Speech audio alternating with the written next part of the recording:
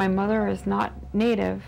She never went to a boarding school. However, she was from Pennsylvania, and I remember her telling us when we were little, you know, there was a school in Pennsylvania called Carlisle Indian School, and that's where they took the little Indian children back in the late 1800s. And it was an experiment by the government to civilize Native American children. These schools, of course, were an attempt to assimilate everyone. The problems of Native people, so you make them to be like you.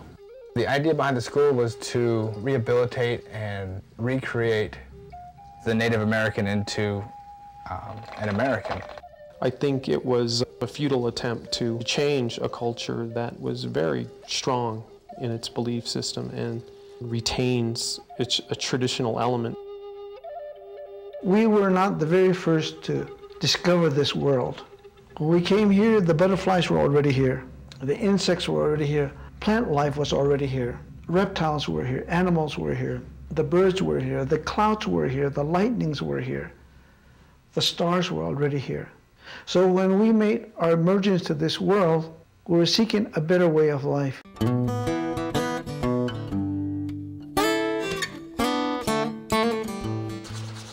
Part of painting is just allowing yourself to grow, and you predetermine your idea and your subject matter. In a lot of ways, that's how a lot of painters work. You know, they come with sketches and preliminary drawings. Other painters, such as myself, will just start working and just trust that something comes out of that makes sense to them.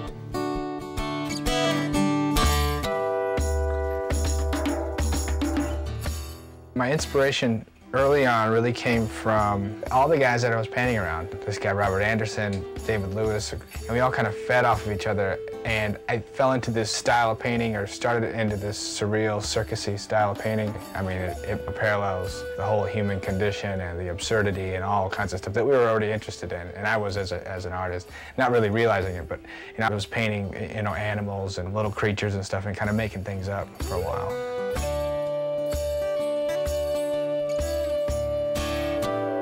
We'd have drawing time.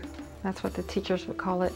And they'd give us a piece of paper with crayons and say, okay, now I'm going to draw a sample of what you should be drawing, and we'll put that on the chalkboard and you all can copy that. And these are nice little houses that are square, and they have like a triangle roof and a chimney coming out of it, and an apple tree to the side, and a fence, and a car.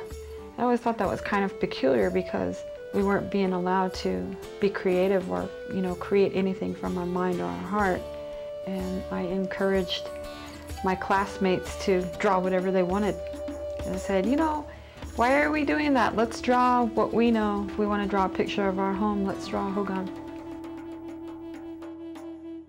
When you can combine art with social commentary, and it can make an impact, and when you tell the truth about the history of the making of this country, people don't want to hear about it because they're the descendants of that.